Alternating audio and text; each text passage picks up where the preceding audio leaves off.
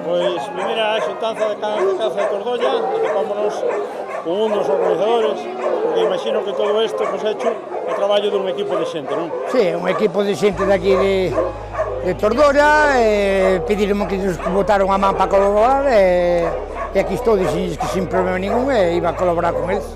Primeiras impresións a media xornada desta primeira edición, pois hecho. Primeira impresión, a primeira hora foi un caos porque coincidiu que veu toda a xente na mesma hora punta, e unha cola de xente, pero foi un éxito, tiñamos todo moi ben organizado, todo con números e con xaulas, e foi unha cousa moi ben. Moi bonito que a xente te felicite, porque foi unha xuntanza moi bonita. Falando de organización e de números, cantas xaulas e cantos cans metestes hoxe aquí en Tordolla?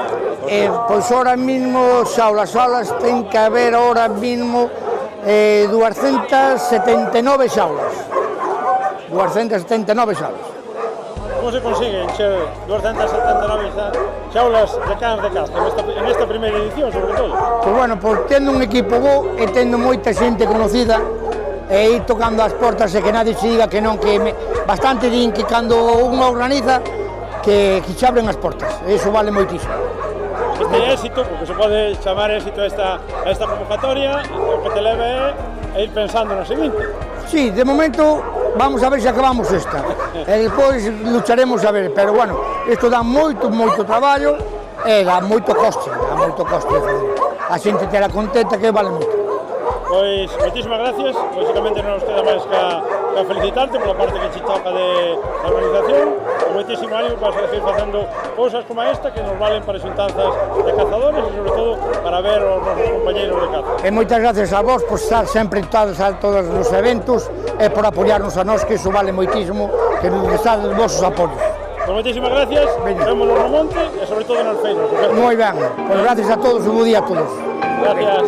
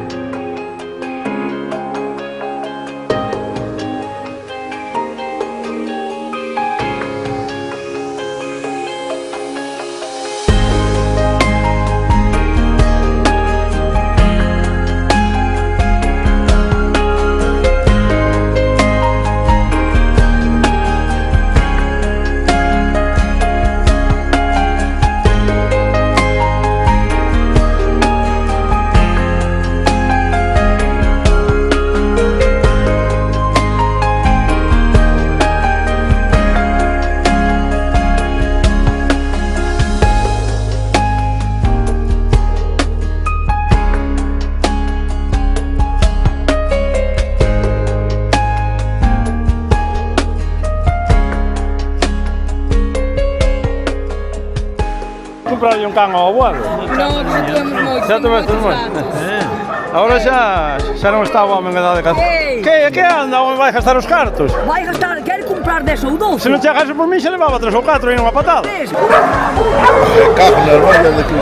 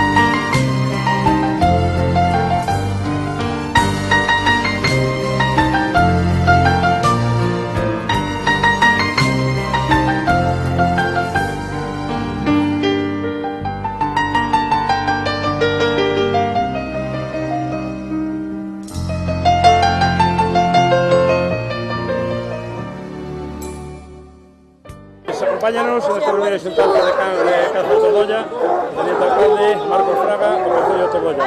Bos días, Marcos. Hola, bos días. Cal é a primeira impresión a media mañá desta xuntanza? Alucinando do que se xuntou aquí hoxe. É importante, digamos, o apoio institucional para este tipo de eventos, non? Claro, se non fora eso sería un problema. Aquí o Concello está colaborando, se non levar isto a cabo sería moi complicado, moi complicado. Xa hai moita xente aquí, aparte de centros de cans, e se non fose por esta primeira xuntanza, non virían a Tordolla. Non virían a Tordolla, que hai xente de moitos sitios, de Moraña, de Orense, de Lugo, incluso de León, Laxe, de todos os lados. É unha concentración moi boa. Aparte da Feira de Cans, que esta primeira xuntanza, que xa me decía un dos organizadores, que probablemente sea o inicio dun largo camiño, o que non coñece a Tordolla, que máis pode vir a Tordolla a coñecer? Marcos. Pois por outras cousas, pois oye, pois aquí gastronomía moi boa, dolmen de cabaleiros, que é de aquí de Tordolla, aquí ao lado, está aquí ao lado, por moitas pedra longa, en plan de sendas, tamén moi ben, gastronomía moi boa por aquí, por esta zona. Bueno, pois non nos queda máis que dar Chanaloboa, sobre todo polo apoio institucional que prestas a un evento como este, onde a caza aos cazadores e, sobre todo, os cans de caza son os grandes protagonistas. Gracias a todos os que viñeron hoxe aquí para que isto fuera desta maneira, así. É unha pasada, estou alucinando eu mismo. Pois moitísimas gracias e vémonos, se non antes, na segunda edición, Marco. Moi ben, moitas gracias a vos.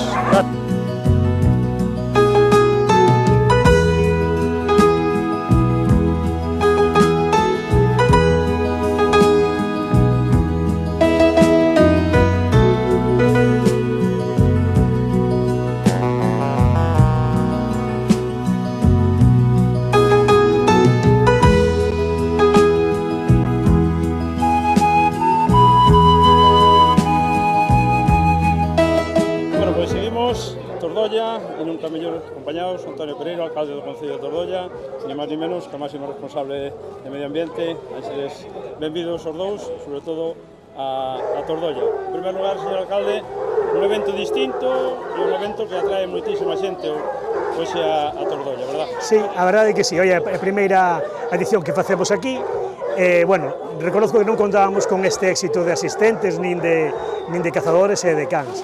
É de agradecer o traballo que fixe o meu concelleiro Marcos e Josecho, que foron os que se ocuparon un pouco desto, pero bueno, a verdade é que sí, para a primeira vez, estuvemos valorando en algún momento facelo, e bueno, este xa foi o impulso definitivo, e bueno, estamos moi contentos do resultado, a verdade. Non sabes que pasa cando ve éxito na primeira edición, que hai que ir pensando na segunda. É certo, é certo. É importante destacar o apoio institucional para este tipo de eventos, non? Sí, oye, evidentemente. Eu xa tamén quero, reconocer aquí a presencia da conselleira, porque, evidentemente, se hai unha consellería que está sensible co sector da caza e co que necesitamos o medio rural, o sector da caza é Ángeles Vázquez de Medio Ambiente. Nós que somos un concello rural que vivimos do sector lácteo, necesitamos esas producións que sean competitivas, está claro que ter controlado tanto o tema de jabalí ou como o caso dos lobos é moi necesario para todos nós. Entón, evidentemente, eu quero agradecer a súa presencia aquí hoxe porque creo que ela sería a que máis representa e máis apoia aquí o sector. Falando de agradecer a súa presencia, agora vamos con ela para que nos comente un pouco a situación do rural galego unha vez máis, pero xa para vender Tordolla, aquel que non conozca Tordolla, que se pode atopar se desea vir a Tordolla? Bueno, eu estou vendendo moito que despois de 30 anos perdendo poboación estamos ganando población, por primeira vez o ano pasado. Este ano vamos a volver a ganar poboación. Oye, un pouquiño de todo, supoño. Primeiro, a propia situación, un pouquiño cerca de todo. O sector agrícola está, generando moitos beneficios, moitos recursos, moito emprego. Temos un pequeno sector industrial tamén, un pouquiño de todo, vale? Faltanos mar, que aí sí que non podemos facer nada, verdad, conselleira? Pero bueno, un pouquiño de todo. A situación económica está axudando, eu creo que está generando que veña xente de fora tamén a traballar, hai demanda de emprego como todos os sectores, repito, a propia situación, creo que tamén permíteme que venda un poquinho os servicios que temos, todo o que é conciliación, deportes, guardería, estamos ampliando a guardería, estamos construindo a primeira residencia de terceira idade, eu creo que, o Concello está en auge e vamos a seguir crecendo, e bueno, vendelo así desa maneira. Pois moitísimas gracias. Nada, gracias a vos pola presencia tamén. Polo esforzo, e se non nos vemos antes, volvemos no ano que ven na segunda edición de Xuntanzas. Bueno, por suposto que sí, e gracias por darlle esta repercusión. Moitísimas gracias, señor alcalde.